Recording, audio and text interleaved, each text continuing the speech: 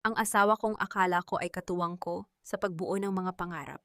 At ang biyenan kong itinuring kong pangalawang ina, panoorin ninyo kung paano ko sila luluhuran, hindi upang magmakaawa, kundi upang pulutin ang mga piraso ng kanilang dangal mula sa putikan. 3 buwan mula ngayon, ang ginoong hinahangaan ng madla ay magiging isang bilanggo ng sarili niyang kasakiman. Ang kumpanyang itinayo ko gamit ang sarili kong dugo at talino ay magiging mitya ng kanilang pagbagsak. Sabi nila, ang pag-ibig ay bulag. Pero sa sandaling ito, ididilat ko ang aking mga mata sa gitna ng katotohanang kasing lamig ng yelo. Nasa loob ako ng kusina. Tinitimpla ang espesyal na chamomile tea para sa high blood ni Doña Lourdes. Ang amoy ng tsa ay humahalo sa lamig ng aircon sa mansyong ito na tila naging isang malaking hawla sa loob ng 7 taon. Maingat ang bawat galaw ko. Tila ba isang ritual ng katapatan? Hawak ang tray. Naglakad ako patungo sa opisina ni Adrian upang ihatid din ang kanyang kape bago ang nakatakdang pag-alis namin para sa isang mahalagang pagpupulong. Ngunit ang bawat hakbang ko ay napatigil sa tapat ng bahagyang nakabukas na pinto ng kanyang silid tanggapan. She is just a high-end maid with a medical degree, Bianca. Kapag nakuha ko na ang pirma niya sa patent papers bukas, itatapon ko na siya sa kalsada na parang basurang wala ng pakinabang. Ang boses na yon ay kay Adrian. Ang boses na gabi-gabing bumubulong sa akin ng mga pangako ng pagmamahal. Kasunod nito ay ang isang malanding hagik-kick. Ang tunog na tila mga pako na ibinabaon sa aking pandinig. Iyon ay kay Bianca, ang kanyang sekretarya na palagi kong pinapakitunguhan ng maayos. Pero Adrian, paano si Mama Lourdes, hindi ba't paborito niya si Eliza? Tanong ni Bianca na may halong pangungutya. Don't worry about my mother. Mas excited pa siya kaysa sa akin na mawala si Eliza sa buhay natin. Ang sabi pa nga ni Mama, masyado raw kasing matalino si Eliza, kaya mahirap kontrolin. Gusto niya ng manugang na masunurin. Hindi yung kailangan pa nating bulahin, para lang makuha ang mga research data na magpapayaman sa atin. Ang katahimikan sa pasilyo ay tila isang buhay na nilalang na dahan-dahang sumasakal sa hangin. Walang luhang pumatak sa aking mga mata. Sa halip, naramdaman ko ang unti-unting pagtigas ng aking puso. Tila bawat himaymay ng aking pagkatao ay nagiging bakal. Hindi ako nanginig. Hindi ko binitawan ang tray. Dahan-dahan ko itong ibinaba sa console table sa labas ng pinto nang walang anumang tunog. Kinuha ko ang aking cellphone sa bulsa ng aking puting coat. Isang maikling vibrate ang naramdaman ko. Isang mensahe mula sa isang hindi kilalang numero. Binuksan ko ito at doon ay sumabog ang huling bahagi ng aking pagtitimpi. Isang litrato ni na Adrian at Bianca. Magkayakap sa loob ng isang hotel room. Suot ang mga ngiting puno ng pagtataksil. Ang petsa sa litrato ay noong nakaraang linggo. Ang mga araw na sinabi ni Adrian na nasa isang mahalagang medical conference siya sa Singapore. Eksaktong pagbukas ng pinto. Lumabas si Adrian na may malawak na ngiti. Ang ngiting dati ay nagbibigay sa akin ng init. Ngunit ngayon ay nagdudulot na lamang ng matinding pagkasuklam. Oh, honey, andyan ka pala. I was just talking about you with Bianca. Sinasabi ko sa kanya kung gaano ako ka-proud sa natapos mong formula para sa bagong gamot ng Mendoza Care. Masayang sabi ni Adrian. Tinangkan niyang haplusin ang aking balikat. Isang kilos na dati ay tila protection, pero ngayon ay tila ba dumi na dumidikit sa aking balat. Umiwas ako ng bahagya. Sapat lamang upang hindi niya mahalata ang aking panginginig sa galit. Talaga, I didn't know you were that appreciative of my work lately. Adrian, maikli ang aking sagot. Ang boses ko ay kasing talim ng scalpel sa loob ng operating room, malamig, direkta, at walang emosyon. Ang kanyang mga mata ay kumislap. Tila sinusuri kung may alam ako, ngunit nanatili akong blanco. Ang emosyon ay para sa mga mahihina, at sa oras na ito, kailangan ko ang aking talino. Of course, honey. You are the star of this company. Dugtong pa niya habang senyas kay Bianca na lumabas na. Dumaan sa harap ko ang babae. Bahagyang yumuko na tila isang tapat na empleyado, ngunit ang mapang-uri niyang tingin ay hindi nakatakas sa akin. Anyway, Eliza, kailangan ko na ang signature mo rito. Sabi ni Adrian habang bumabalik sa loob ng opisina at inilalabas ang isang asul na folder. Ipinatong niya ito sa mesa at iniabot sa akin ang isang mamahaling ballpen. Ang bawat segundong lumilipas ay tila isang pintig ng oras na naglalapit sa akin sa isang desisyong babago sa lahat. It's the final patent transfer for the Mendoza Care breakthrough drug. Para ito sa future natin. At para na rin sa legacy ng papa mo, kailangan nating ma-file ito bago ang IPO bukas. Tinitigan ko ang dokumento, ang legacy ng aking ama, ang kanyang pinaghirapang pangalan, na balak gamitin ng lalaking ito upang payamanin ang kanyang sarili at ang kanyang kabit. Tumingin ako kay Adrian. Ang kanyang mukha ay puno ng pag-asa. Hindi para sa akin, kundi para sa pera na kapalit ng aking pirma. Dahan-dahan kong kinuha ang ballpen. Inilapat ko ang dulo nito sa papel, sa linyang nakalaan para sa aking pangalan. Ramdam ko ang kanyang paghinga sa aking likuran, ang pagmamadali, ang kasakiman na hindi na niya maitago. Ngunit bago ko igalaw ang aking kamay, dahan-dahan akong tumingala sa kanya. Isang matipid at misteryosong ngiti ang ipinakita ko. Sigurado ka bang ito ang gusto mo, Adrian? Dahil kapag isinulat ko ang pangalan ko rito, wala nang balikan. Siguraduhin mong handa ka sa anumang susunod na mangyayari. Bakas ang bahagyang pagkalito sa kanyang mga mata. Ngunit mabilis itong napalitan ng pilit na tawa. Of course, honey. What's with the drama, pirmahan mo na? Hindi niya alam. Sa sandaling lumapat ang tinta sa papel na ito, hindi ang aking pag-aari ang ibinibigay ko sa kanya, kundi ang isang bitag na dahan-dahang hihila sa kanya patungo sa impyerno. Ang isang pamilya ay parang isang matibay na haligi, ngunit paano kung ang pundasyon nito ay gawa sa mga kasinungalingan? Ang biyenan kong si Doña Lourdes ay ang reyna ng pagpapanggap. Sa loob ng 7 taon, naniwala akong mahal niya ako bilang sariling anak. Akala ko, ang bawat haplos niya sa aking kamay ay tanda ng kalinga. Ngunit ngayon, alam ko na ang katotohanan ang bawat pagmamahal na ipinakita niya ay may katumbas na presyo. At ang presyong iyon ay ang aking buong pagkatao. Panoorin ninyo kung paano ko unti-unting babaligtarin ang mundo nila. Ang reynang mapagkunwari ay malalaglag sa kanyang sariling trono. Dahan-dahan kong inilapag ang ballpen matapos kong lagdaan ang dokumento. Ang mga mata ni Adrian ay kumikinang sa tuwa. Tila nakakita siya ng isang malaking bulto ng ginto sa harap niya. Mabilis niyang kinuha ang folder at niyakap ito. Isang kilos na puno ng kasakiman. Thank you, honey. You don't know how much this means to the company, I promise. After the IPO, we will take that vacation in Switzerland. You deserve a break, sabi ni Adrian na may peking tamis sa boses. Sana nga, Adrian. Sana nga ay maging sapat ang break na iyon para sa ating lahat. Sagot ko habang nananatiling blanko ang aking mukha. Hindi niya alam. Ang pirma na inilagay ko roon ay may nakatagong depekto sa legalidad na tanging ang isang dalubhasang mata lamang ang makakakita. Kinuha ko ang tray ng chamomile tea at naglakad patungo sa silid ni Doña Lourdes. Ang pinto ay nakasara, ngunit bago pa ako kumatok, narinig ko ang mahina at mapanuring boses ng aking biyenan sa loob. Siguraduhin mo lang, Adrian, na maayos ang lahat. I want Bianca to be the one beside you during the anniversary gala. Hindi na bagay si Elisa sa imahe ng Mendoza Care. She's too clinical, too boring. Kailangan natin ng isang babaeng marunong magdala ng atensyon. Hindi isang doktor na amoy ospital palagi. Huminto ang mundo ko sa tapat ng pintuan. Ang bawat salita ay tila isang malakas na sampal na hindi ko inaasahan mula sa babaeng pinagsilbihan ko ng higit pa sa aking sariling ina. Don't worry, Mama. She already signed the papers. Hawak na natin ang patent. After the launch, I'll file for the annulment. Sasabihin na lang natin sa mga bata na kailangan niya ng space for her research abroad. Sagot ni Adrian. Huminga ako ng malalim. Pinalalayas ang anumang emosyon na pilit na kumakawala sa aking dibdib. Sa halip na sumigaw o magwala, kumatok ako ng marahan. Isang mahinahong tunog na hindi nagpapakita ng anumang tension. Mama, it's Elisa. I have your tea. Sabi ko sa isang tono na puno ng huwad na pagsunod. Narinig ko ang mabilis na pag-aayos ng mga gamit sa loob. Pagbukas ng pinto, sumalubong sa akin ang isang matamis at mapagmahal na ngiti ni Doña Lourdes. Ang bilis ng pagbabago ng kanyang anyo ay nakapangingilabot. Oh, Elisa, my dear daughter, come in, come in. Kanina pa kita hinihintay. Ang sakit-sakit ng batok ko. Tila tumaas na naman ang presyon ko. Sabi niya habang hinahawakan ang kanyang leeg. Tila isang aktres sa isang teleserye. Lumapit ako at inilapag ang tsaa. Kinuha ko ang kanyang kamay at isinagawa ang pagmamano, isang tradisyon ng paggalang na ngayon ay tila isang mapait na paalala ng aking katangahan. Ang kanyang kamay ay malamig, kasing lamig ng kanyang budhi.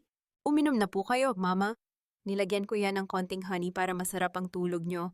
Kailangan nyo ng lakas para sa malaking event sa susunod na linggo. Sabi ko habang tinititigan siya ng diretso sa mata. Napakabuti mo talagang bata. Eliza, hindi ko alam kung anong gagawin namin kung wala ka. Sabi ko nga kay Adrian, napakaswerte niya sa'yo. You are the pillar of this family. Sabi ni Doña Lourdes habang humihigop ng tsaa. Ngumiti ako. Isang tipid at matalim na ngiti. Pillar po ba? Akala ko po ay maid lang ako na may medical degree. Napatigil siya sa paghigop. Bahagyang nanginig ang kanyang hawak na tasa. Ang tunog ng porselana na tumatama sa platito ay tila isang babala sa gitna ng katahimikan ng silid. Ano? Anong sinasabi mo? Elisa, saan mo naman nakuha ang ganyang ideya? Tanong niya, pilit na pinatitibay ang kanyang boses. Wala lang po, Mama. Narinig ko lang po sa isang pasyente sa ospital kanina. Napaisip lang po ako kung gaano kadali para sa ibang tao na baliwalain ang sakripisyo ng iba kapag nakuha na nila ang gusto nila. Sagot ko habang dahan-dahang inaayos ang kanyang kumot. Hindi siya nakasagot. Ang takot ay bahagyang gumuhit sa kanyang mga kulubot na mukha. Ngunit bago pa siya makapagsalita muli, tumunog ang aking cellphone. Isang tawag mula kay attorney, Marco. Excuse me, Mama. Kailangan ko lang sagutin ito. Importante lang po tungkol sa naiwang dokumento ni Papa. Lumabas ako ng silid nang hindi hinihintay ang kanyang sagot. Naglakad ako patungo sa aking maliit na library kung saan nakatago ang isang lumang kahoy na kahon na pag-aari ng aking ama. Sa loob nito ay ang isang folder na hindi pa nakikita ni Adrian ang orihinal na titulo ng lupain kung saan nakatayo ang kanilang pinakamalaking factory. Habang tinitingnan ko ang titulo, biglang bumukas ang pinto. Si Adrian, nakatayo roon at madilim ang tingin.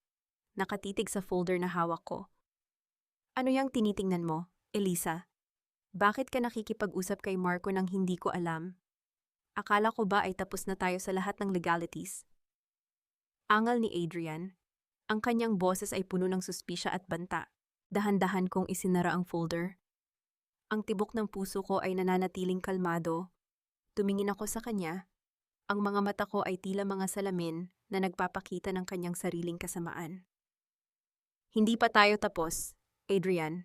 Sa katunayan, nagsisimula pa lang tayo.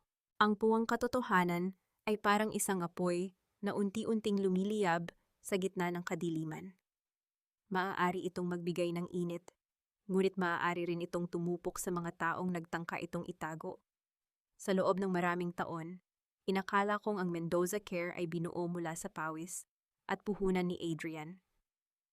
Ngunit ngayon, ang mga dokumentong hawak ko ay nagsasabing ang lahat ng kanilang tinatamasa, ang factory, ang lupa, at ang dangal ng kumpanya ay nakatayo sa pundasyong ipinamana sa akin ni Papa. Ngayon, sisiguraduhin kong bawat sentimeng ninakaw nila ay babalik sa akin ng may kasamang interes. Nagtagpo kami ni attorney Marco Villanueva sa isang liblib na library sa labas ng lungsod. Isang lugar kung saan ang amoy ng mga lumang libro ay nagsisilbing proteksyon laban sa mga mapanuring mata ng pamilya Cruz. Si Marco ay hindi lamang basta pinsan. Siya ang taong pinagkakatiwalaan ng aking ama bago ito pumanaw. Inilapag niya ang isang makapal na folder sa mesa. Ang tunog ng papel na tumatama sa kahoy ay tila isang hudyat ng aking kalayaan. Elisa, hindi lang ito tungkol sa mga patent. Simula ni Marco sa isang seryosong tono, ang lupain sa Laguna, kung saan nakatayo ang main manufacturing plant ng Mendoza Care, ay hindi kailanman naisalin sa kumpanya. It was a conditional donation from your father. The moment Adrian tries to push you out of the board, the ownership reverts back to you as the sole heir. Sa madaling salita, Elisa, you own the ground they walk on. Naramdaman ko ang isang malamig na kuryente na dumaloy sa aking katawan. Ang lupang kinatatayuan ng kanilang imperyo ay sa akin. Isang matalim na ngiti ang sumilay sa aking mga labi habang binabasa ang titulo. So, Adrian is literally building his dream on my territory. At wala siyang kaalam-alam. Exactly, tugon ni Marco. But you have to play your cards right. Huwag mong ipakita ang alas mo hanggat hindi pa sila sumasabog sa sarili nilang kayabangan. Pagbalik ko sa ospital para sa aking shift bilang Chief of Research, sumalubong sa akin ang isang eksenang tila ba sinadya upang subukin ang aking pasensya. Si Bianca Ramos, suot ang kanyang labis na maikling palda at makapal na makeup, ay nakatayo sa gitna ng hallway habang pinapagalitan ng isa sa aking mga junior researcher. I don't care about your protocols, mister. Cruz wants this report on his desk by 5. Kung hindi nyo kaya, baka dapat ay maghanap na kayo ng ibang trabaho. Bulyaw ni Bianca. Ang kanyang boses ay umaalingaw-ngaw sa puting pasilyo ng St. Jude Medical Center. Naglakad ako ng mahinahon patungo sa kanila. Ang tunog ng aking sapatos sa tiles ay tila isang babala na nagpatahimik sa paligid. Nang makita ako ni Bianca, itinaas niya ang kanyang baba. Tila ba siya ang may-ari ng ospital dahil lamang sa relasyon nila ni Adrian. Oh, Dr. Mendoza, mabuti at nandito ka na. Pinapabilis ko lang ang trabaho para sa asawa mo. Alam mo naman, he's too busy preparing for the big launch. Hindi niya kailangan ng mga empleyadong mababagal, sabi ni Bianca na may halong pangungutya sa kanyang mga mata. Tinitigan ko siya ng diretso. Walang galit sa aking mukha. Tanging isang malamig na profesionalismo. Miss Ramos, sa loob ng ospital na ito, ako ang Chief of Research. Ang mga tao rito ay sumusunod sa medical ethics at protocols. Hindi sa utos ng isang sekretaryang walang alam sa siyensya. If you want a report, wait for it at the reception. At huwag mo nang uulitin ang pagtataas ng boses sa mga staff ko. Dahil sa susunod, ang security na ang kakausap sa'yo. Namutla si Bianca. Ang kanyang labi ay nanginig sa inis. Ngunit hindi siya makapagsalita dahil sa dami ng mga taong nakatingin. You think you're so high and mighty, Elisa? Let's see if you can still say that when Adrian replaces you for good. Lumapit ako sa kanya, sapat lamang para maramdaman niya ang aking presensya. Ang medisina ay para sa mga may utak, Bianca. At ang kapangyarihan ay para sa mga taong may tunay na pag-aari. You're just a temporary visitor in Adrian's office. And a very loud one. Get out. Nang makaalis si Bianca na puno ng pagkapahiya, dahan-dahan kong inayos ang aking stethoscope sa aking leeg. Ang bawat bahagi nito ay tila isang simbolo ng aking 7 taong sakripisyo, na ngayon ay gagamitin ko na para sa aking sarili. Pabalik na ako sa aking opisina nang makita ko si Gabriel Cruz, ang bunsong kapatid ni Adrian, na nakasandal sa pader malapit sa aking pinto. Ang kanyang mukha ay balot ng lungkot at pag-aalala. Lumapit siya sa akin at may iniabot na isang maliit na USB drive. Ate Elisa, hindi lahat ng Cruz ay tulad nila. Gamitin mo ito. Yan ang mga ebidensya ng paglilipat ng pondo ni Adrian sa isang offshore account sa ilalim ng pangalan ni Bianca. Bulong ni Gabriel. Ang kanyang boses ay puno ng panginginig. Kinuha ko ang USB at naramdaman ang bigat ng katotohanan. Ngumiti ako kay Gabriel, ang tanging tao sa pamilyang iyon na may natitira pang konsensya. Ngunit sa likod ng aking pasasalamat, isang katanungan ang nabuo sa aking isipan. Bakit ngayon lang ito ibinigay ni Gabriel? May iba pa bang nakatagong agenda ang bunsong Cruz na ito? O sadyang hindi na niya kayang sikmurain ang baho ng sarili niyang pamilya? Ang pinakamalakas na uri ng pagmamanipula ay hindi nagmumula sa sigaw o pananakot. Ito ay nagmumula sa isang mahinahong ngiti na nagpapaniwala sa kalaban na sila ang may hawak ng kontrol. Habang nakatayo si Adrian sa pintuan ng aking library, madilim ang mukha at puno ng suspisya. Naramdaman ko ang malamig na simoy ng hangin sa aking mukha. Alam kong isang maling salita ko lang ay magiging dahilan upang maghinala siya ng tuluyan. Ngunit ang isang doktor na tulad ko ay trained na maging kalmado sa gitna ng pinakamalalang aksidente. Gusto mo bang malaman kung ano ang pinag-uusapan namin ni Marco? Adrian? Tanong ko habang dahan-dahan kong inilalapag ang folder sa ibabaw ng glass table. Tinitigan ako ni Adrian, pilit na hinahanap sa aking mga mata ang anumang bakas ng takot. I'm waiting, Elisa. Bakit kailangang magtago sa akin ang sarili kong asawa? Tumingin ako sa kanya nang may halong lungkot, isang peking emosyon na hinubog ng aking matinding pagkamuhi. Gumagawa ako ng trust fund para sa mga bata.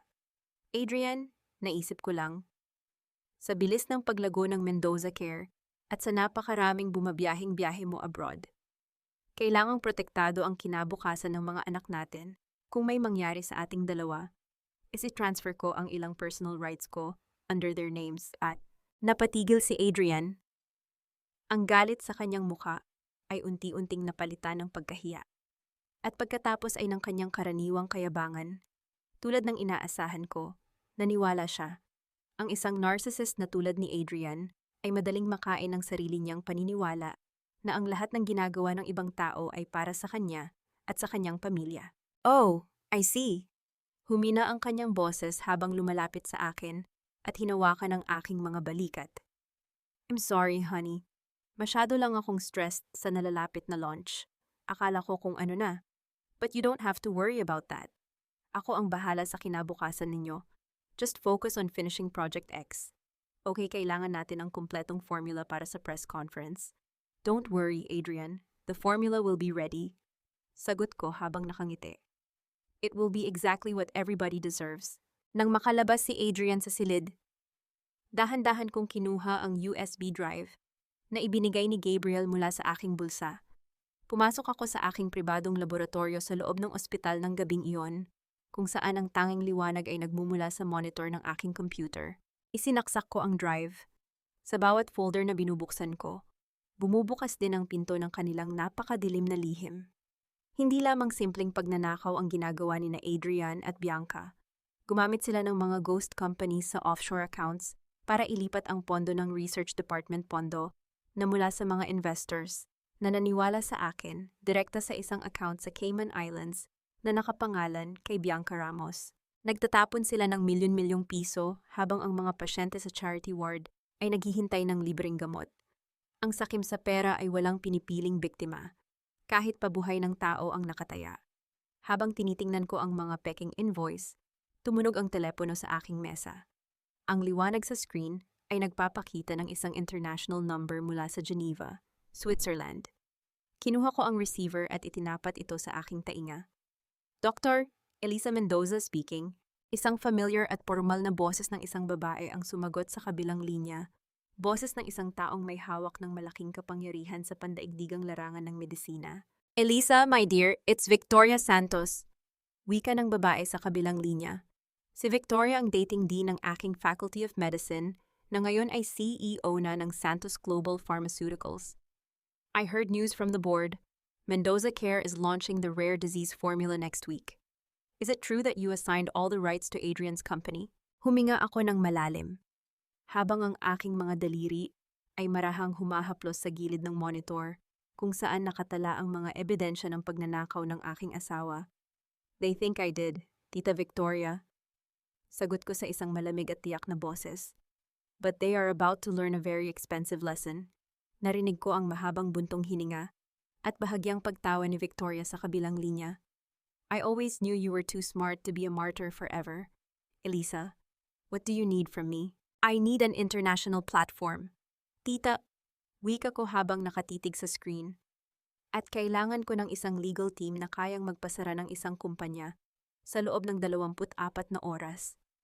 Consider it done, but remember, Elisa, kapag ginawa natin ito, ibabagsak mo ang buong Mendoza Care. Millions will be lost. At maaapektuhan ang pangalan ng pamilya mo. Tumingin ako sa litrato ng aking ama na nakatayo sa aking mesa. Ang kanyang mga mata ay tila nagbibigay sa akin ng basbas. Mendoza Care is no longer my father's legacy. Tita, it's now a crime scene, at oras na para linisin ko ang dumi na iniwan nila. Bago pa matapos ang aming pag-uusap, narinig ko ang mga yabag ng sapatos sa labas ng aking laboratorio. Ang mga hakbang ay mabilis at patungo sa pinto ng aking silid. Dahan-dahan kong ibinaba ang telepono at pinatay ang monitor. Bumukas ang pinto at iniluwa nito si Bianca.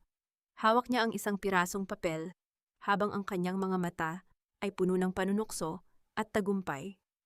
Dr. Mendoza, mukhang hindi mo na kailangang mag-alala sa Project X. Sabi ni Bianca na may mapang-asara ng ngiti. Pumirma na si Adrian ng contract selling the exclusive rights of your formula to a foreign investor. At ako ang naatasan niyang mag-sign bilang witness. In short, wala ka nang kailangan sa kumpanyang ito. May mga taong akala ay nasa itaas na sila ng rurok dahil lamang sa nakatapak sila sa balikat ng iba. Ang akala ni Bianca Ramos, ang pagkakaalam niya sa sikreto ni Adrian, at ang hawak niyang kontrata ay sapat na upang tuluyan akong mapalayas sa sarili kong kaharian.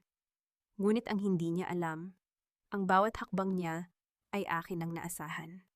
Ang bawat salitang lumalabas sa kanyang bibig ay bahagi lamang ng isang malaking bitag na ako mismo ang naglatag. Ngayon, hahayaan ko siyang maniwala na siya ang nanalo bago ko tuluyang bawiin ang hangin na kanyang hinihinga. Kinabukasan, inimbitahan ako ni Bianca sa isang lunch meeting sa isang mamahaling restaurant sa Makati. Nakakatawa kung paanong ang perang ginagamit niya pambayad sa lugar na ito ay galing din sa kumpanyang pinaghirapan ko. Pagdating ko, nakaupo na siya roon. Suot ang isang mamahaling designer dress, nakitang-kitang hindi bagay sa kanyang asal. Mabuti at nakarating ka, Dr. Mendoza. Bungad ni Bianca habang may hawak na baso ng juice.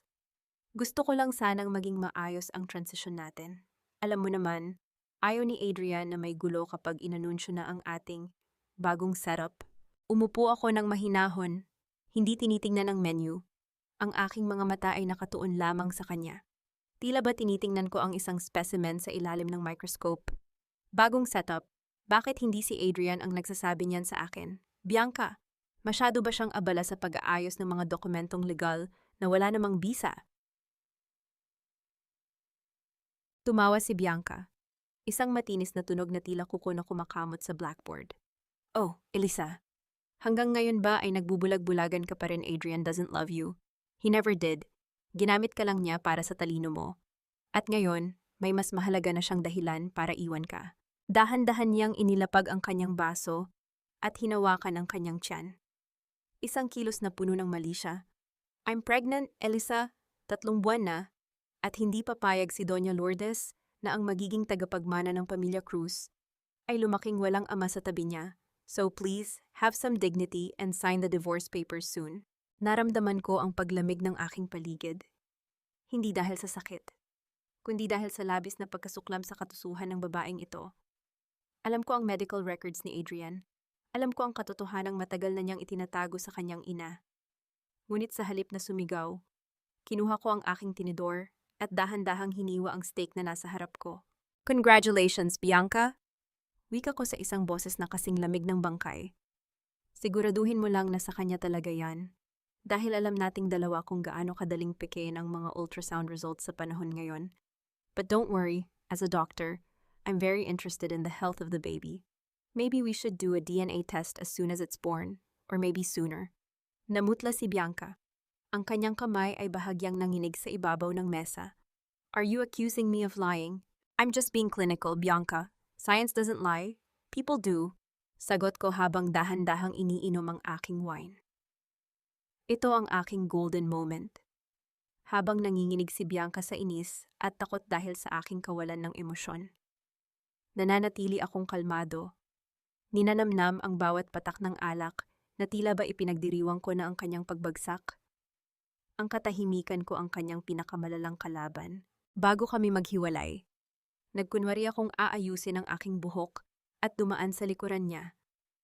Sa isang mabilis at maingat na galaw. Kumuha ako ng ilang hibla ng kanyang buhok na naiwan sa kanyang coat, isang maliit na sample.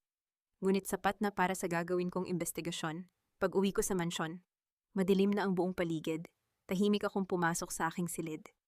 Ngunit paglabas ko upang kumuha ng tubig, nanigas ako sa aking kinatatayuan. Nakita ko si Gabriel Cruz na dahan-dahang lumalabas mula sa aking silid-aklatan. Ang silid kung saan nakatago ang aking mga pinakaimportanteng dokumento. Hawak niya ang kanyang cellphone at tila may mabilis na itinatago sa kanyang bulsa. Gabriel, anong ginagawa mo rito sa oras na ito? Tanong ko. Ang aking boses ay puno ng suspisya. Hindi pa nakakasagot si Gabriel nang biglang bumukas ang ilaw sa pasilyo. Nakatayo roon si Doña Lourdes. Suot ang kanyang mamahaling robe. Ang kanyang mga mata ay nanlilisik sa galit habang nakatingin sa kanyang bunsong anak. At sa akin, anong ibinibigay mo sa babaeng yan? Gabriel, pinagtataksilan mo ba ang kuya mo para sa isang asawang wala namang silbi pa bulyaw ni Doña Lourdes? Ang kanyang boses ay tila isang latigo na humahampas sa katahimikan ng gabi. Ang katapatan sa loob ng isang pamilyang puno ng pagkabulok ay tila isang anino nandyan lang kapag may liwanag ng pera. Ngunit agad na naglalaho kapag dumilim na ang sitwasyon. Habang nakatayo si Doña Lourdes sa gitna ng hallway, ang kanyang mukha ay parang isang maskara ng galit na hindi na kayang itago ng kanyang mamahaling makeup. Tinitigan ko siya ng walang kurap. Sa sandaling ito, hindi na ako ang manugang na sunod-sunuran. Ako na ang kalaban na hindi nila inasahang may hawak ng mitya ng kanilang pagsabog. Mama, wala kaming ginagawang masama ni Gabriel. Nagtatanong lang siya tungkol sa gamot na kailangan nyo. Mahinahon kong sagot. Ang boses ko ay walang bahid ng takot. Huwag mo akong lokohin. Elisa, alam ko ang mga galaw mo. Mula nang mamatay ang ama mo, naging mailap ka na. At ikaw, Gabriel, binalaling ni Doña Lourdes ang kanyang nanlilisik na tingin sa bunso niyang anak. Huwag mong kakalimutan kung sino ang nagpakain sa iyo. Isang salita ko lang, mawawala ang lahat ng luho mo. Yumuko si Gabriel. Ang kanyang mga kamao ay nakakuyom sa gilid ng kanyang pantalon. Narinig ang mabibigat na yabag ng kanyang pag-alis, patungo sa sariling silid. Iniwan kaming dalawa ng kanyang ina sa gitna ng malamig na pasilyo. Elisa, tandaan mo ito, bulong ni Doña Lourdes habang lumalapit sa akin. Ang amoy ng kanyang matapang na pabango ay tila sumasakal sa hangin. Ang Mendoza Care ay kay Adrian na. Isang pirma mo na lang ang kailangan at magiging ganap na ang lahat. Huwag mong subukang gumawa ng gulo, dahil sisiguraduhin kong pati ang mga anak mo ay itatakwil ng pamilyang ito. Ngumiti ako sa kanya. Isang ngiting kasing lamig ng hangin sa loob ng morgue. Huwag kayong mag-alala, Mama.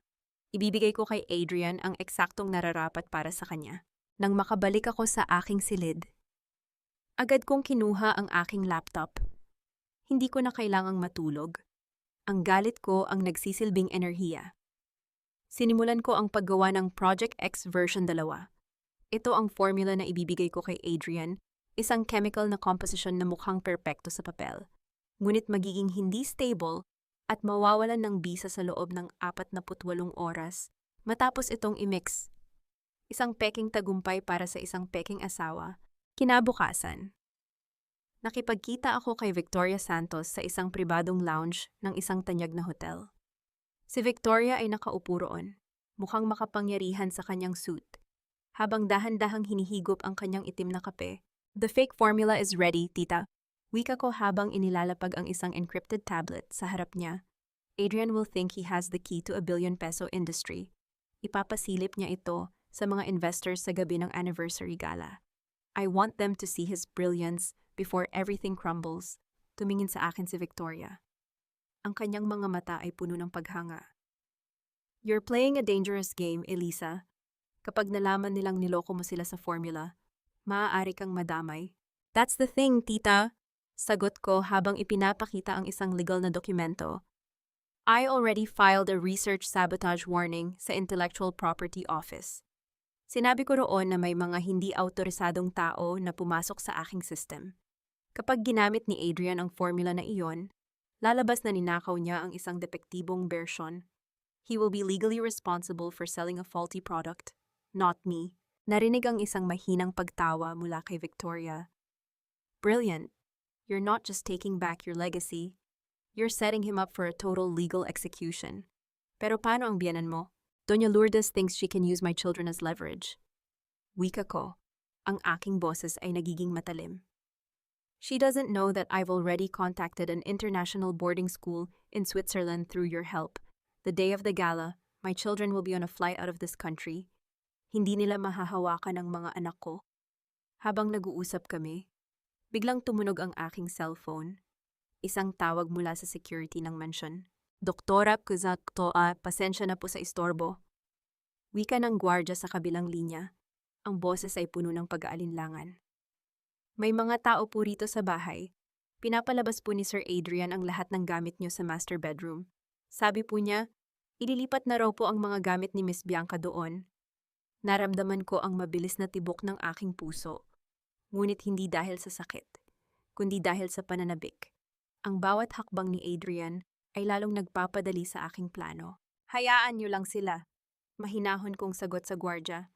Hayaan niyong ilagay niya ang lahat ng basura niya sa kwartong yon. Siguraduhin niyo lang na walang mawawala sa mga dokumento ko. Ibinaba ko ang telepono at tumingin kay Victoria. The rat is moving into the trap. Tita, masyado na siyang kampante. Anong susunod mong gagawin? Tanong ni Victoria. Uuwi ako. Sagot ko habang tumatayo. Uuwi ako at panonoorin ko silang magdiwang at habang nagtatawanan sila ni Bianca sa kama ko, sisiguraduhin kong ang bawat sandali ng kanilang kaligayahan ay magiging huling alaala nila ng kalayaan. Teta. Ang bawat kahon na nakatambak sa madilim na hallway ng mansyong ito ay hindi simbolo ng aking pagkatalo. Ang mga iyon ay mga alaala ng isang buhay na matagal ko na dapat tinalikuran. Habang tinitingnan ko ang aking mga damit na tila basurang itinapon sa labas ng master bedroom, naramdaman ko ang isang kakaibang uri ng katahimikan sa aking loob. Hindi ito ang katahimikan ng pagsuko, kundi ang katahimikan ng isang mga ngaso na naghihintay na lamang sa tamang sandali upang hilahin ang mitya. Ang pamilya Cruz ay nagdiwang ng maaga. Hindi nila alam na ang bawat hakbang nila ay lalong nagpapabaon sa kanila sa hukay, na sila rin ang humukay. Pagpasok ko sa loob ng kwarto, tumambad sa akin ang isang tanawing magpapakulo sa dugo ng sinumang asawa. Si Bianca ay nakahiga sa aking kama. Suot ang isa sa aking mga mamahaling silk robe, habang si Adrian ay nakaupo sa gilid at tila tuwang-tuwa sa kwentuhan nilang dalawa. Ang amoy ng alak at halakhak ay pumuno sa silid, isang mapait na paalala ng kanilang kawalang hiyaan. Oh, nandito na pala ang dating reyna ng kwartong ito. Bungad ni Bianca na may kasunod na mapang-asar na tawa. Adrian, sabi ko naman sa iyo, dapat ay pinalitan na natin ang kutsyon. Baka kasi may naiwang amoy ng kawalan ng gana. Tinitigan ko si Adrian. Ang mga mata ko ay tila mga punyal na direkta sa kanyang konsensya. Ngunit wala akong nakitang pagsisisi. Tanging ang labis na kayabangan. Adrian, hindi ko alam na ganito ka nakadesperado para sa atensyon na kailangan mo pang magdala ng kalat sa loob ng kwarto natin. Shut up, Elisa't sigaw ni Adrian habang tumatayo. Ang kanyang mukha ay namumula sa galit. Wala ka ng karapatan sa kwartong ito. Mula ngayon, dito na matutulog si Bianca. Magtiis ka sa guest room sa ibaba o kung gusto mo, doon ka sa quarters ng mga katulong. Tutal, doon naman ang bagay sa ugali mong kasing lamig ng bangkay. Hindi ako kumibo. Ang bais ng kanyang mga salita ay tila hangin lamang na dumaan sa aking pandinig. Sa halip, lumapit ako sa vanity mirror at kinuha ang aking maliit na jewelry box. Habang ginagawa ko ito, biglang bumukas ang pinto at iniluwa nito si Doña Lourdes. Hawak ang isang piraso ng papel na tila ba isang premyo. Elisa, mabuti at nandito ka. Wika ni Doña Lourdes. Ang boses niya ay puno ng awtoridad na tila ba siya ang may-ari ng aking kapalaran. Napagdesisyonan na namin. Pagkatapos ng anniversary gala, ang mga bata ay ipapadala ko sa isang boarding school sa Mindanao. Hindi na sila dapat lumaki sa ilalim ng impluensya ng isang inang walang ibang inisip kundi ang kanyang career. Dito ako napatigil. Ang hangin sa aking baga ay tila naglaho sa isang saglit. Ang paghipo sa aking karera at dangal ay kaya kong tiisin. Ngunit ang panggigipit sa aking mga anak ay isang hangganan na hindi nila dapat tinawid. Mindanao, pag-uulit ko, ang boses ko ay naging mas malalim at mas mapanganib. Sa tingin niyo ba ay hahayaan ko kayong gawin iyan sa mga anak ko? Wala kang magagawa, Elisa. Pangungutya ni Doña Lourdes habang lumalapit sa akin. May hawak kaming video ng pag-alis mo sa bahay tuwing madaling araw para sa iyong emergency shifts. Gagamitin namin iyan upang patunayan na ikaw ay isang negligent mother, unless pirmahan mo ang kabuuan ng iyong share sa Mendoza Care bilang donasyon kay Adrian. Isang matinding panginginig ang naramdaman ko sa aking mga daliri. Ngunit mabilis ko itong itinago sa loob ng aking mga palad. Ang tindi ng kanilang kasamaan ay hindi na makatao. Gagamitin nila ang sarili nilang mga apo bilang pananakot para lamang sa pera. You really are monsters. Bulong ko habang nakatitig sa kanilang tatlo. Monsters with power, Elisa, why? Remember that? Sagot ni Adrian habang muling humihiga sa tabi ni Bianca. Now get out of our room. May kailangan pa kaming pag-usapan ni Bianca tungkol sa kinabukasan ng pamilyang ito. Lumabas ako ng silid nang hindi lumuluha. Naglakad ako patungo sa kwarto ng aking mga anak at tiningnan sila habang mahimbing na natutulog. Ang bawat mahinang paghinga nila ay nagpapatibay sa aking paninindigan. Hinaplos ko ang buhok ng aking panganay. Ang balat niya ay kasing lambot ng sutla. Isang inosenteng buhay na kailanman ay hindi ko hahayaang madamay sa dumi ng pamilya Cruz. Dahan-dahan kong kinuha ang aking cellphone at nagpadala ng mensahe kay Victoria Santos. Tita, ituloy na natin ang flight schedule bukas ng madaling araw. I'll bring them to the safe house tonight. Ngunit bago ko pa man maibulsa ang aking telepono, narinig ko ang mahinang pagbukas ng pinto sa likuran ko. Inakala kong si Doña Lourdes iyon. Ngunit nang lumingon ako, nakita ko si Gabriel. Ang kanyang mukha ay balot ng matinding takot at ang kanyang kamay ay nanginginig habang may hawak na isang dokumento. Ate Elisa, tumakas ka na. Bulong ni Gabriel. Ang boses niya ay tila isang babala mula sa hukay. Narinig ko si Mama na kausap ang mga guards. Hindi lang boarding school ang balak nila. Balak kanilang ipakulong sa isang mental institution bago pa man dumating ang gabi ng gala para hindi ka makapagsalita. Naramdaman ko ang paghinto ng pintig ng aking puso. Ang rurok ng kanilang plano ay hindi lamang pagnanakaw, ito ay ang tuluyang pagbubura sa akin sa mundo. At ito pa, ate, dugtong ni Gabriel habang iniaabot ang dokumento. Nalaman na ni Adrian na nawawala ang mga passport ng mga bata sa vault. Kasalukuyan na silang nagpapatawag ng mga tao para hanapin ka. Sa eksaktong sandaling iyon, narinig ko ang malakas na tunog ng mga sapatos na tumatakbo sa pasilyo. Kasunod ang boses ni Adrian na sumisigaw ng aking pangalan nang may halong puot. Ang takot ay para lamang sa mga taong walang plano. At sa gabing ito, ang takot ay hindi kailanman magiging bahagi ng aking bokabularyo. Habang naririnig ko ang bawat mabigat na hakbang ni Adrian sa pasilyo, na tila ba isang hayop na naghahanap ng mabibiktima, naramdaman ko ang lamig ng aking mga palad. Ngunit sa likod ng lamig na iyon ay ang apoy ng determinasyon. Ang pamilyang ito ay handang pumatay ng kaluluwa para lamang sa pera. Ngunit hindi nila alam na ang babaeng binalak nilang ipakulong sa mental hospital ay siya ring maglalagay sa kanila sa likod ng mga rehas ng katarungan. Elisa, buksan mo ang pintong ito. Alam kong nakuha mo ang mga passport ng mga bata. Ang boses ni Adrian ay dumadagundong sa labas ng silid ng mga bata. Kasunod ang marahas na pag-uga ng trangka ng pinto. Ang tunog ng kahoy na tila malapit ng mabitak ay nagpabilis sa tibok ng puso ni Gabriel. Ate, sa likod tayo. Ang garden gate ay hindi nila nabantayan. Bulong ni Gabriel habang mabilis na kinukuha ang mga bag ng mga bata. Binuhat ko ang aking bunsong anak na bahagyang nagising habang ang panganay ko ay mahigpit na humawak sa aking laylayan. Huwag kang matakot, anak. Laro lang ito. Magtatago tayo kay Daddy. Okay? Bulong ko sa isang boses na kasing tatag ng pader, kahit na ang totoo ay kumakabog ang aking dibdib sa kaba para sa kanila. Dahan-dahan kaming lumabas sa terrace ng kwarto. Ang malamig na hangin ng madaling araw ay humampas sa aming mga muka. Ang tunog ng mga kuliglig sa hardin ay tila nakikisimpatya sa aming pagtakas. Sa ilalim ng madilim na langit, dumaan kami sa mga tago at madidilim na bahagi ng bakuran. Ang bawat kaluskos ng mga dahon sa ilalim ng aming mga sapatos ay tila isang malakas na sigaw sa aking pandinig. Ngunit nagpatuloy kami nang makarating kami sa gate. Isang itim na SUV ang naghihintay. Bumukas ang pinto at iniluwan nito ang mga tauhan ni Victoria Santos.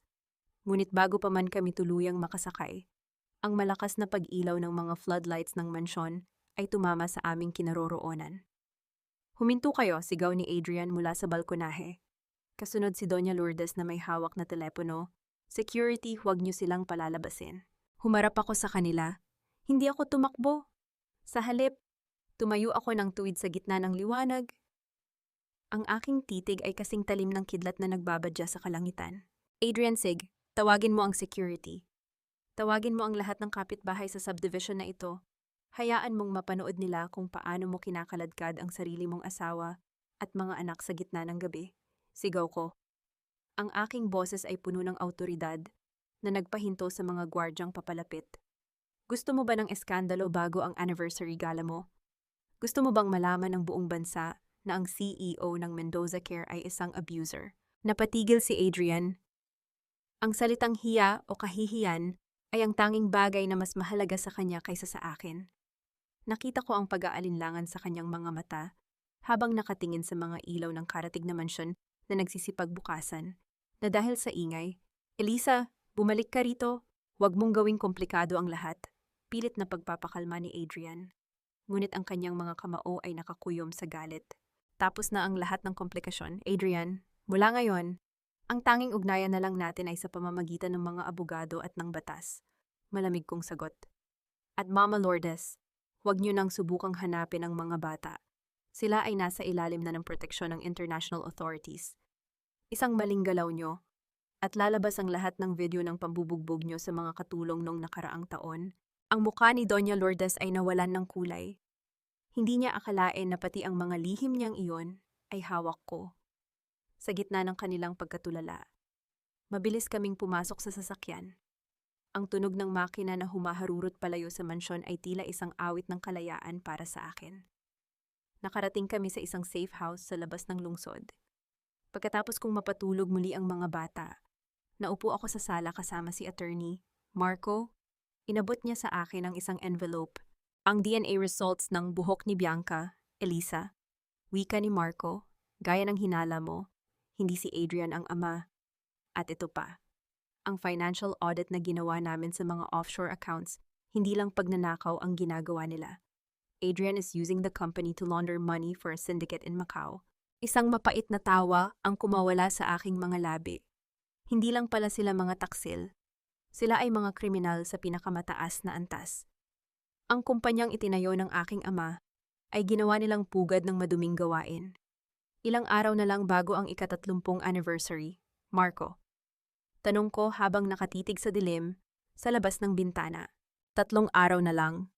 Elisa, Adrian is going all out. Inimbitahan niya pati ang health secretary at ang mga foreign press. He wants to be crowned as the new king of the medical industry.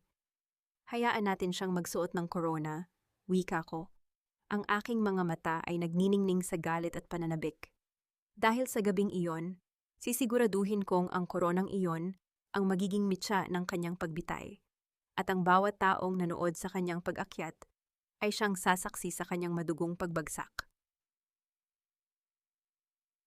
Ngunit bago pa man matapos ang gabi, isang tawag ang natanggap ko mula kay Gabriel. Ang boses niya ay puno ng paghagulgol. Ate ko, nahanap nila ako. Nalaman ni Adrian na ako ang nagbigay ng USB sa iyo. Ate, humihingi sila ng kapalit para pakawalan ako. Ang kailangan nila ay ang master code ng Project X formula. Kundi papatayin nila ako. Ang pinakamatamis na tagumpay ay hindi nakukuha sa mabilisang pagsugod, kundi sa matiyagang paghihintay habang ang kalaban ay dahan-dahang naglalakad patungo sa sarili nilang bitag. Sa gabing ito, ang Manila Hotel ay balot ng karangyaan mga kristal na chandelier na tila mga bituin, mga pulang carpet na kasing kulay ng dugong handa kong itaya, at ang bango ng mga mamahaling bulaklak na nagtatago sa baho ng kabulukan ng Pamilya Cruz. Akala ni Adrian, ang paghawak niya kay Gabriel ang huling baraha na magpapaluhod sa akin, ngunit hindi niya alam. Ang ibinigay kong master code ay hindi susi para sa kanyang kayamanan, kundi ang mitya na susunog sa kanyang buong imperyo. 3 oras bago ang selebrasyon, nakatanggap ako ng huling tawag mula kay Adrian. Nakuha ko na ang code. Elisa, salamat sa pakikipagtulungan. Huwag kang mag-alala. Pakakawalan ko ang kapatid ko kapag natapos na ang presentation ko sa harap ng mga investors. Pero kung susubukan mong manggulo sa gala, hinding-hindi mo na makikita si Gabriel na humihinga. Ibigay mo ang telepono kay Gabriel. Malamig kong sagot, ang boses ko ay walang panginginig. Tila ba nagbabasa lamang ako ng isang medical report? Ate, wag mo siyang pakinggan. Mahinang boses ni Gabriel sa kabilang linya. Kasunod ang tunog ng isang malakas na sampal na tumama sa kanyang pisngi. Napakuyom ang aking kamao sa ilalim ng mesa, ngunit ang aking mukha ay nanatiling kasing tigas ng marmol. Adrian, sapat na iyan. Meron ka na ng gusto mo. Magkita tayo sa gala at siguraduhin mong nakasuot ka ng pinakamahal mong suit, dahil iyon na ang huling pagkakataon na magmumukha kang tao sa harap ng madla. Ibinaba ko ang telepono at tumingin kay attorney, Marco at Victoria Santos na nasa tabi ko. Handa na ba ang lahat? The live stream is secured. Elisa, tugon ni Victoria habang inaayos ang kanyang perlas. The international press is already inside. Once the presentation starts, the data will be broadcasted simultaneously sa lahat ng news outlets sa Southeast Asia. Walang magagawa ang PR team ni Adrian para pigilan ito.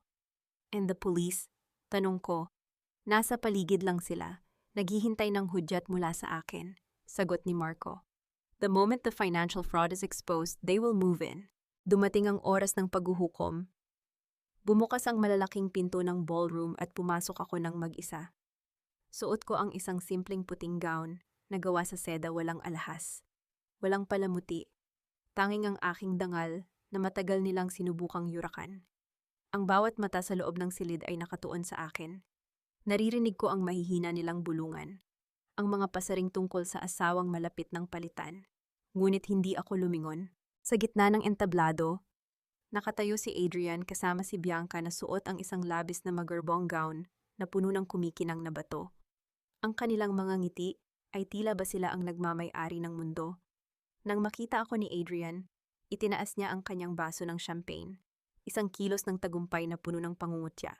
Ladies and gentlemen, Panimula ni Adrian sa mikropono, ang kanyang boses ay umaaling-aungaw sa buong ballroom.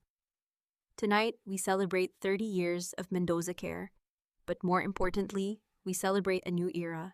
Today, I will present to you the miracle drug that will change the face of medicine forever, ang bunga ng aking pangunguna at ng dedikasyon ng kumpanyang ito.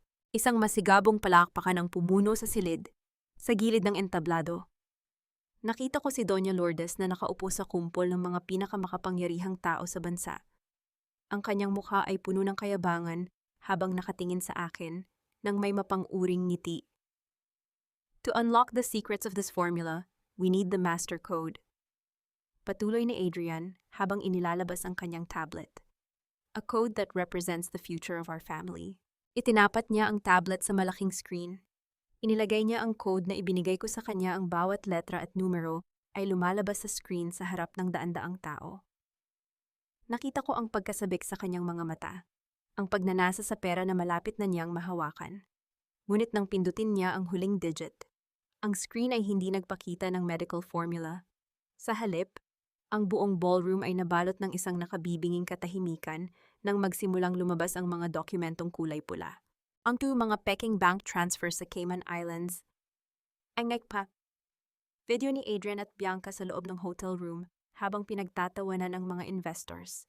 Ang audio recording ng pagpaplano ni Doña Lourdes na ipakulong ako sa mental hospital. At ang pinakamatindi, ang live feed mula sa warehouse kung saan nakagapos si Gabriel, kasama ang mga tauhan ni Adrian na may hawak na baril. Ang mga tao sa ballroom ay nagsimulang mag-ingay. Ang bulong-bulungan ay napalitan ng mga sigaw ng pagkagulat at pagkadismaya. Ang health secretary ay tumayo at lumabas, habang ang mga foreign press ay nagsimulang kumuha ng litrato ng sunod-sunod. Ang bawat flash ng camera ay tila isang kidlat na tumatama sa mukha ni Adrian. Ano ito, Eliza? Anong ginawa mo? Sigaw ni Adrian. Ang kanyang boses ay nanginginig sa takot habang sinusubukang patayin ang screen. Ngunit wala na siyang control. Naglakad ako ng dahan-dahan patungo sa gitna ng entablado. Ang bawat hakbang ko ay puno ng bigat ng 7 taong sakripisyo. Nang makarating ako sa harap niya, kinuha ko ang mikropono mula sa kanyang nanginginig na kamay. Hindi ko ito ginawa, Adrian. Wika ko sa isang boses na kasing lamig ng kamatayan, sapat na upang marinig ng lahat. Ikaw ang gumawa nito sa sarili mo. Ibinigay ko sa iyo ang code. Ngunit ang code na iyon ay hindi para sa formula.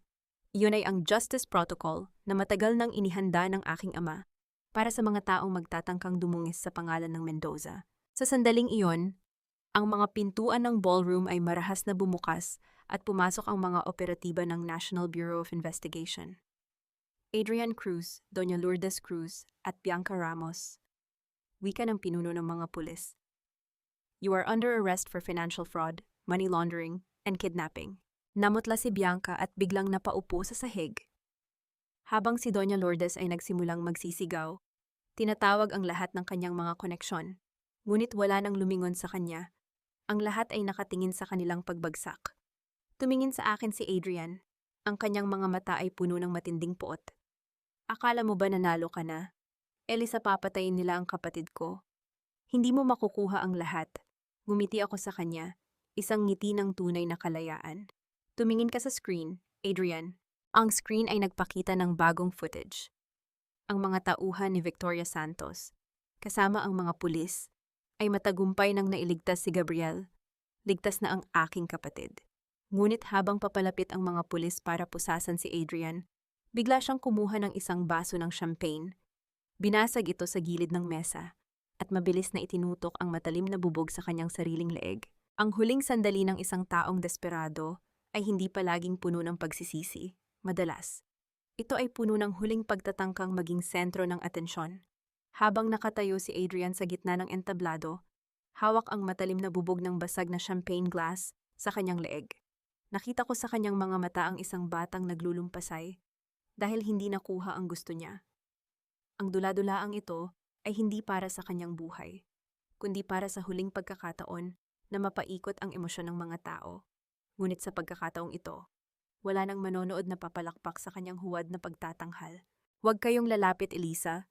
Itigil mo ang lahat ng ito o tatapusin ko ang buhay ko rito mismo sa harap ninyong lahat. Sigaw ni Adrian. Ang kanyang boses ay nanginginig, at ang isang maliit na bahid ng dugo ay dahan-dahang lumabas mula sa gasgas sa kanyang leeg. Ang mga tao sa ballroom ay nagkagulo. Maririnig ang mga pigil na tili at ang marahas na pag-atras ng mga panauhin mula sa entablado. Ngunit ako, nanatili akong nakatayo sa dati kong pinaroroonan. Hindi ako humakbang pasulong, at mas lalong hindi ako umiyak. Tinitigan ko siya ng may halong pait at matinding pagkasuklam. Ibababa mo ang bubog na iyan, Adrian, hindi dahil sa mahal mo ako o ang mga anak natin. Wika ko sa isang boses na kasing tatag ng pundasyon ng aming factory. Ibababa mo iyan dahil masyado kang matatakutin. Masyado mong mahal ang sarili mo para saktan ang balat mo ng higit pa sa isang gasgas. You are a narcissist, Adrian. At ang isang taong tulad mo ay hinding-hindi bibitaw sa buhay hanggat may pagkakataon ka pang kumuha ng atensyon. You don't know that wala ka nang iniwan sa akin. You destroyed everything. Humahagulhol niyang sagot, habang ang pawis ay tumatagaktak sa kanyang noo. Hindi ko sinira ang buhay mo, Adrian. Ipinakita ko lang sa mundo ang tunay na ikaw. Patuloy ko. Gusto mong mamatay? Sige, pero tandaan mo ito. Kapag ginawa mo iyan, ang huling alaala ng mga anak natin sa iyo ay ang isang amang magnanakaw, kriminal, at duwag na hindi kayang harapin ang hustisya. Is that the legacy you want to leave behind? Napatigil si Adrian. Ang kanyang kamay na hawak ang bubog ay dahan-dahang nanghina. Sa sandaling iyon ng kanyang pag-aalinlangan, mabilis na kumilos ang dalawang operatiba ng NBI mula sa kanyang likuran. Sa isang iglap, narinig ang tunog ng pagbagsak ng bubog sa sahig. Kasunod ang marahas na pagdapa kay Adrian upang pusasan siya. Sa kabilang panig ng entablado, si Bianca ay pilit na kumakawala sa mga pulis. Bitawan niyo ako, wala akong kinalaman dito. Si Adrian ang nag-utos sa lahat. Buntis ako, hindi niyo ako pwedeng saktan. Sigaw ni Bianca. Ang kanyang buhok ay gulo-gulo na at ang kanyang gown ay punit na sa kaguluhan. Lumapit ako sa kanya. Tinitigan ko ang kanyang tiyan at pagkatapos ay ang kanyang mga matang puno ng katusuhan. Huwag mo nang gamitin ang batang yan, Bianca, dahil alam nating dalawa na ang DNA results. Nahawak ko ay magsasabing hindi kay Adrian ang dinadala mo. You played him just as much as he played me. Pareho kayong talunan. Namutla si Bianca at nawalan ng lakas na sumigaw pa. Dahan-dahan siyang inilabas ng mga pulis. Kasunod ang mapait na paghikpi. Huling hinarap ng aking paningin si Doña Lourdes. Nakatayo siya sa gilid. Pilit na pinapanatili ang kanyang poise. Kahit na ang kanyang mundo ay gumuho na. Elisa, anak. Pag-usapan natin ito, ang dangal ng pamilya Mendoza. Ang dangal ng pamilya Mendoza ay nilinis ko na ng gabing ito, Mama. Putol ko sa kanyang sasabihin, at huwag niyo na akong tawaging anak. Dahil ang isang ina ay hindi nagpaplano na ipakulong ang kanyang manugang sa mental hospital para lamang sa pera. Isang salita mo pa, at sisiguraduhin kong ang selda niyo ay magiging kasing lamig ng puso niyo. Hindi na nakapagsalita ang matanda. Ang tanging narinig na lamang sa ballroom ay ang tunog ng mga posas na sumara sa kanyang mga pulso at ang mabibigat na yabag ng mga pulis na inilalabas ang 3 taong sumira sa 7 taon ng aking buhay. Nang mawala na ang mga kontrabida, humarap ako sa mga natitirang panauhin at sa mga camera ng press na hanggang ngayon ay nakatutok pa rin sa akin. Inayos ko ang aking puting gown at huminga ng malalim. Sa gabing ito, ang Mendoza Care ay hindi na pag-aari ng mga mapagsamantala. Wika ko sa mikropono. Simula bukas, ang kumpanyang ito ay babalik sa tunay nitong layunin, ang magbigay ng lunas, hindi ang magdulot ng sakit. Ang katarungan ay hindi lamang tungkol sa pagpaparusa, kundi tungkol sa pagbawi sa katotohanang pilit na itinago. Isang nakabibinging palakpakan ang sumunod sa aking mga salita, ngunit hindi na iyon mahalaga sa akin. Naglakad ako palabas ng ballroom nang hindi lumilingon. Sa labas, Naghihintay ang sasakyang magdadala sa akin sa aking mga anak. Nang makasakay ako, nakita ko si Gabriel na nakaupo sa loob. May benda ang kanyang mukha, ngunit may ngiti sa kanyang mga labi. Salamat ate, malaya na tayo. Ngumiti ako at hinawakan ang kanyang kamay. Malaya na tayo, Gabriel. Ngunit habang umaandar ang sasakyan palayo sa Manila Hotel, napansin ko ang isang itim na folder sa tabi ni Gabriel na hindi ko pamilyar. Ano ito, tanong ko. Iniwan yan ni attorney, Marco, bago siya umalis kanina. Sagot ni Gabriel. Sabi niya, may isang huling lihim ang papa mo na hindi niya ipinaalam kahit kanino. Isang lihim na nakatago sa ilalim ng pundasyon ng lumang laboratorio sa Laguna. Binuksan ko ang folder at sa loob nito ay may isang lumang mapa at isang susi na may nakaukit na letrang V. Ang aking hininga ay tila napatigil. V para sa Victoria o V para sa isang bagay na mas malalim pa sa aming pamilya. Ang paling mga sugat ng nakaraan ay hindi naghihilom sa pamamagitan ng paglimot, kundi sa pamamagitan ng pagharap sa katotohanang matagal nang itinago sa ilalim ng mga anino. Habang nakatayo ako sa harap ng kalawanging gate ng lumang laboratorio ng aking ama sa Laguna, naramdaman ko ang bawat pintig ng aking puso na tila ba nakikipag-unahan sa hangin. Ang lugar na ito, na binalot na ng mga gumagapang na baging at alikabok ng panahon, ay ang tanging saksi sa kadalisayan ng mga pangarap ni Papa. Hawak ang susing may letrang V. Alam kong hindi lamang ito isang pintuan ng isang gusali ang aking bubuksan, kundi ang huling pahina ng isang kasaysayang pilit na binura ng Pamilya Cruz. Narinig ang mahinang tunog ng pag-ikot ng susi sa loob ng kandado. Isang tunog na tila nagpagising sa mga espiritu ng nakaraan. Kasama si Gabriel, pumasok kami sa loob kung saan ang amoy ng luma at mga kemikal ay sumalubong sa amin. Ang mga kagamitan ay nanatiling nakatakip ng puting tela, tila mga rebultong naghihintay ng muling pagkabuhay. Sa gitna ng silid, may isang maliit na vault na nakabaon sa semento ng sahig, eksaktong gaya ng nasa mapa na ibinigay ni Marco. Ate, sigurado ka ba rito? Tanong ni Gabriel. Ang kanyang boses ay nanginginig sa kaba habang inilalawan ng kanyang flashlight ang madilim na sulok. Baka may dahilan kung bakit ito itinago ni Tito bago siya namatay. Ang katotohanan ay hindi dapat ikatakot. Gabriel, ang kasinungalingan lamang ang dapat nating katakutan. Sagot ko habang dahan-dahang binubuksan ang vault gamit ang parehong susi. Sa loob nito ay walang ginto o pera. Sa halip, may isang lumang journal at isang vial ng isang asul na likido ang orihinal at purong formula ng Project X. Binuksan ko ang journal at doon ko nabasa ang huling sulat ng aking ama. Ang bawat salita ay tila isang tinig na nagmumula sa kabilang buhay. Eliza, anak ko, kung nababasa mo ito, ibig sabihin ay dumating na ang oras na kailangan mo nang tumayo sa sarili mong mga paa. Alam kong ang pamilyang Cruz ay may maitim na balak sa ating mga pananaliksik. Huwag kang magpapadala sa matatamis nilang salita. Ang Project X ay hindi para sa negosyo. Ito ay para sa mga batang walang kakayahang magbayad ng mahal na gamot. Ang V sa susing ito ay para sa veritas katotohanan. Gamitin mo ito upang itama ang lahat ng mali. Naramdaman ko ang mainit na luhang pumatak sa aking pisngi. Ngunit agad ko itong pinunasan. Hindi ito luha ng kahinaan, kundi luha ng pagpapasalamat. Alam ni Papa, noon pa man ay binabalaan na niya ako, at sa kabila ng aking pagkabulag sa pag-ibig noon, iniwan niya ang lahat ng kailangan ko para sa aking pagbangon. Ate, tingnan mo ito. Tawag ni Gabriel habang tinitingnan ang isang folder sa ilalim ng journal. Ito ang mga orihinal na kasunduan sa pagitan ni Tito at ng ama ni Adrian. Adrian's father stole the initial funds of your father to start Mendoza Care. Ang pamilya nila ay nagsimula sa isang pagnanakaw. Isang malamig na tawa ang kumawala sa aking mga labi.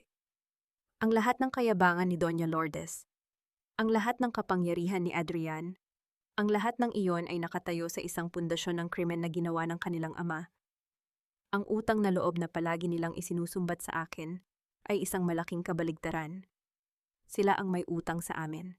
Kinabukasan, binisita ko si Adrian sa loob ng piitan. Nakaupo siya roon. Suot ang kulay kahel na uniforme. Ang kanyang buhok ay gulo-gulo at ang kanyang mukha ay tila tumanda ng 10 taon sa loob lamang ng ilang araw. Wala na ang CEO na mayabang.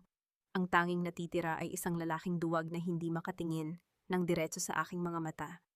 Bakit ka nandito, Elisa, para pagtawanan ako, para ipakita kung gaano ka nakatagumpay? Tanong ni Adrian. Ang kanyang boses ay paos at puno ng pait. Nandito ako para ibigay sa iyo ang huling piraso ng katotohanan, Adrian. Wika ko habang ipinapakita ang kopya ng journal ni Papa sa likod ng salamin. Ang kumpanyang ipinagmamalaki mo, ang kumpanyang ginamit mo para hiyain ako ito, ay nakatayo sa perang ninakaw ng tatay mo sa tatay ko. Wala kayong kahit anong pag-aari, Adrian. Kahit ang pangalan nyo ay isang malaking kasinungalingan. Nakita ko ang pagguho ng huling bahagi ng kanyang dignidad. Ang kanyang mga kamay ay nanginginig habang nakahawak sa bakal na rehas. Please, Elisa. Huwag mong sabihin sa mga bata. Huwag mong ipaalam sa kanila kung anong klaseng pamilya ang pinagmulan nila. Hindi ko kailangang gawin yon. Adrian, ang mga gawa mo na ang nagsalita para sa'yo. Malamig kong sagot. Pumunta ako rito hindi para patawarin ka, kundi para sabihing tapos na ang laro. Ang Mendoza Care ay bubuwagin ko na at muling itatayo bilang Mendoza Foundation. Wala nang bahid ng pangalan mo ang mananatili sa aking buhay. Tumalikod ako at naglakad palabas ng kulungan. Sa labas, sumalubong sa akin ang maliwanag na sikat ng araw. Nakita ko si Victoria Santos na naghihintay sa akin, kasama ang isang lalaking may simpleng suot, ngunit may mga matang puno ng kabaitan. Elisa, nais kong ipakilala sa iyo si Dr. Daniel Reyes, wika ni Victoria. Siya ang nangunguna sa mga medical missions sa kanayunan. Narinig niya ang tungkol sa iyong plano para sa foundation at nais niyang tumulong. Nagtagpo ang aming mga mata ni Daniel. Isang mahinahon at tapat na ngiti ang ibinigay niya sa akin. Isang ngiting walang halong katusuhan o interes sa pera. Ipinagmamalaki ko ang ginawa mo, Doktora Mendoza. Bihira ang mga taong mas pinipiling protektahan ang dangal kaysa sa yaman. Salamat, Dr. Reyes. Sagot ko habang nararamdaman ang isang kakaibang uri ng kapayapaan. Ngunit bago pa man kami makapagpatuloy sa aming pag-uusap, isang mabilis na sasakyan ang huminto sa aming tapat. Iniluwa nito si Attorney Marco. Ang kanyang mukha ay puno ng tensyon. Eliza, kailangan mong pumunta sa ospital ngayon din. Wika ni Marco. Si Bianca, nagkaroon ng komplikasyon sa loob ng kulungan. At bago siya mawalan ng malay, may isang pangalang binanggit niya na magpapabago sa lahat ng alam natin tungkol sa pagkamatay ng ama mo. Ang katarungan ay hindi lamang tungkol sa pagpapakulong ng mga nagkasala. Ito ay tungkol sa pagbunot ng bawat ugat ng kasinungalingan hanggang sa wala nang matira kundi ang hubad na katotohanan. Habang naglalakad ako sa pasilyo ng ospital, ang tunog ng aking sapatos sa malamig na sahig ay tila isang marcha ng kamatayan para sa huling lihim ng pamilya Cruz. Akala ko ay tapos na ang laban. Ngunit sa likod ng bawat pagnanakaw at pagtataksil, may isang mas madilim na krimen na naghihintay na mabunyag. Ngayon, tatapusin ko na ang kwentong ito ng may dignidad at sisiguraduhin kong walang sinumang Cruz ang makakatakas sa anino ng kanilang ginawa. Pumasok ako sa ICU kung saan nakahiga si Bianca Ramos. Wala na ang mapang-asar niyang ngiti at ang kayabangan sa kanyang mga mata. Ang tanging natira ay isang babaeng putla, nanginginig, at pilit na humihinga sa tulong ng mga makina. Nang makita niya ako, ang kanyang mga mata ay nanlaki sa takot. Tila ba nakakita siya ng isang anghel ng kamatayan na handang sumingil sa lahat ng kanyang utang. Doktora, Elisa. Mahinang bulong ni Bianca. Ang kanyang boses ay tila gasgas na plaka. Patawarin mo ako. Hindi ko ginusto. Pero kailangan mong malaman. Huwag mong sayangin ang hininga mo sa paghingi ng tawad. Bianca, hindi ako nandito para doon. Malamig kong sagot habang tinitingnan ang monitor ng kanyang tibok ng puso. Sabihin mo sa akin ang totoo. Ano ang kinalaman ni Doña Lourdes sa pagkamatay ni Papa? Nagsimulang dumanas ng matinding panginginig si Bianca. Ang tunog ng kanyang mabilis na paghinga ay pumuno sa silid. Hindi lang pondo ang ninakaw nila. Noong gabing inatake ang papa mo, hindi iyon aksidente, Doña Lourdes. Pinalitan niya ang mga gamot ng papa mo. Ibinigay niya ang maling dosis para mapabilis ang pagkuha nila sa kumpanya. At si Adrian, alam niya ang lahat. Eliza, alam niya pero hinayaan niyang mamatay ang biyenan niya para sa pera. Naramdaman ko ang isang matinding lamig na bumalot sa aking puso. Hindi lang sila nagnakaw. Sila ay mga mamamatay tao. Ang bawat haplos ni Doña Lourdes sa aking kamay noon. Ang bawat pakikiramay ni Adrian sa aking pagdadalamhati. Lahat ng iyon ay bahagi ng isang madugong plano. Isang matalim na ngiti ang sumilay sa aking mga labi, ngunit ang aking mga mata ay nagniningning sapot. Salamat, Bianca, dahil sa huling sandali ng buhay mo, naging kapaki-pakinabang ka rin. Wika ko bago ako tumalikod at lumabas ng silid, nang hindi man lang siya muling nilingon. Agad kong tinawagan si attorney, Marco. Marco, idagdag mo ang kasong murder sa mga Cruz. Mayroon na tayong testimonya mula kay Bianca bago siya tuluyang mawalan ng malay. At kuhanin mo ang mga records ng pharmacy sa mansyon 7 taon na ang nakalilipas. I want them buried alive in prison. Kinabukasan, hinarap ko si Doña Lourdes sa huling pagkakataon bago siya ilipat sa National Penitentiary. Nakaupo siya sa loob ng holding cell. Pilit na pinananatili ang kanyang dangal, ngunit ang kanyang mga kamay ay hindi mapigil ang panginginig. Mama, may dala akong regalo sa inyo. Wika ko habang inilalapag ang report ng autopsy ni Papa na muli nating binuksan. Alam ko na ang ginawa niyo sa mga gamot niya. Alam ko na kung paano niyo pinatay ang taong nagbigay sa inyo ng lahat. Namutla ang matanda. Ang kanyang labi ay nanginig ngunit walang salitang lumabas. Ang kanyang hiya ay tuluyan ng naging isang malaking dungis na hinding-hindi na mabubura. Ang akala niyo ba ay matatapos ang lahat sa kulungan? Hindi. Mama, sisiguraduhin kong ang bawat sentimo ng pamilya Cruz ay mapupunta sa Mendoza Foundation. Wala kayong ititira kahit para sa mga abogado niyo. Mabubulok kayo rito nang walang nakakaalala sa inyo. Patuloy ko. Ang boses ko ay kasing talim ng kidlat. Tumalikod ako at naglakad palayo sa madilim na rehas. Ang bawat hakbang ko ay tila pagtatapon ng isang mabigat na pasanin. Sa labas ng presinto, sumalubong sa akin ang isang bagong umaga. Ang langit ay asul, malinis, at puno ng pag-asa. Doon ay naghihintay si Daniel Reyes. Nakasandal siya sa kanyang sasakyan. May hawak na isang tumpok ng mga puting rosas. Lumapit siya sa akin at ibinigay ang mga bulaklak. Ang kanilang bango ay humalo sa sariwang hangin, isang simbolo ng bagong simula. Tapos na ba, Elisa? Tanong ni Daniel nang may malambot na tinig. Tapos na, Daniel. Ang katarungan ay naisakatuparan na. At ngayon, oras na para mabuhay muli. Sagot ko habang hinahawakan ang kanyang kamay. Ang kanyang palad ay mainit, tapat, at puno ng kalinga, isang kabaligtaran ng lamig na naranasan ko sa loob ng 7 taon. Tumingin ako sa malayo, kung saan nakatayo ang bagong gusali ng Mendoza Foundation. Ang pangalan ng aking ama ay muling nagniningning, hindi na bilang biktima, kundi bilang isang bayani ng medisina. Ang aking mga anak ay ligtas, ang aking dangal ay buo, at ang aking puso ay handa na para sa isang bagong yugto. Ang bawat sakripisyo ko ay may katumbas na kalayaan, at sa gitna ng katahimikan ng aking tagumpay. Nalaman ko na ang pinakamalakas na bersyon ng aking sarili ay hindi ang babaeng marunong magpatawad ng bulag, kundi ang babaeng marunong lumaban para sa katotohanan. Ang pagpapatawad ay hindi nangangahulugan ng pagkalimot, at lalong hindi ito nangangahulugan ng pagbabalik sa mga taong sumira sa iyong pagkatao. Ang tunay na pagpapatawad ay ang pagputol sa kadena ng puot upang ang iyong puso ay muling makahinga ng malaya. Sa loob ng 3 taon, natutunan ko na ang pinakamatamis na paghihiganti ay hindi ang makitang nagdurusa ang iyong mga kaaway, kundi ang makita ang iyong sarili na masaya, matagumpay, at malayo sa kanilang anino.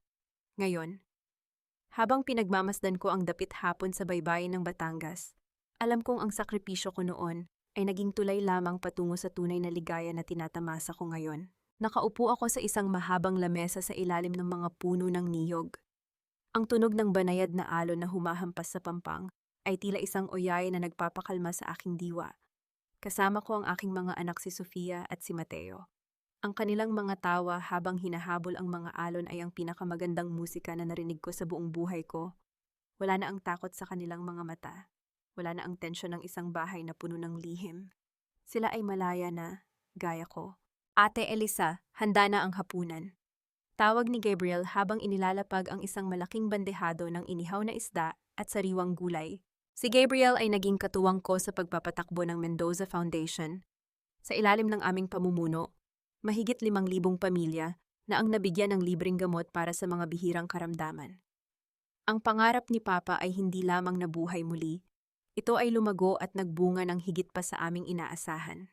Ang bawat batang gumagaling sa aming foundation ay tila isang muling pagkabuhay ng dangal ng aking ama. Minsan, nakakatanggap ako ng balita mula kay attorney Marco tungkol sa mga taong nasa likod ng rehas.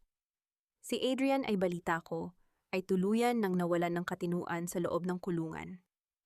Palaging sumisigaw ng aking pangalan at humihingi ng tawad sa mga pader na walang pandinig. Si Doña Lourdes naman ay iniwan na ng lahat ng kanyang mga kaibigan sa alta sosyedad. Ang reyna ng pagpapanggap ay isa na lamang bilanggo na walang kahit isang bumibisita. Si Bianca ay pumanaw na dahil sa komplikasyon sa kanyang kalusugan. Dala ang bigat ng kanyang mga nagawa. Hindi ako nakaramdam ng saya sa kanilang sinapit. Ngunit hindi rin ako nakaramdam ng lungkot. Ang nararamdaman ko ay kawalan ng pakiramdam, isang ganap na indiferensya.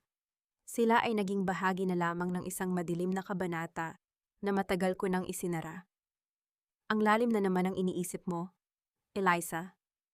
Isang mahinahong boses ang bumasag sa aking pagmuni-muni. Lumingon ako at nakita ko si Daniel Reyes. Nakatayo siya sa likuran ko. May dalang 2 baso ng sariwang buko juice. Ang kanyang mga mata ay palaging may dalang init at katiyakan.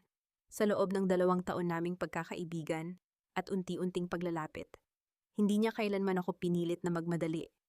Daniel is a man who respects boundaries. A man who sees me as a partner, not a prize or a tool.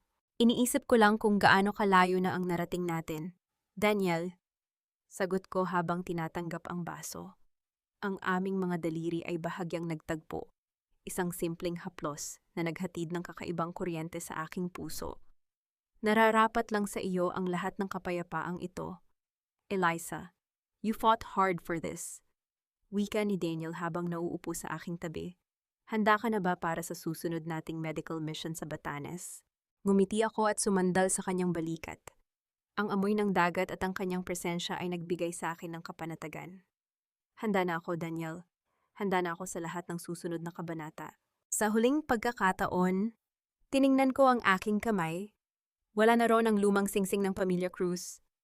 Ang tanging naroon ay ang mga linya ng aking palad na nagsasabi ng aking sariling kwento, isang kwento ng isang babaeng nagmahal, nagtiwala, nalinlang, ngunit sa huli ay bumangon ng mas matatag kaysa sa anumang bagyo.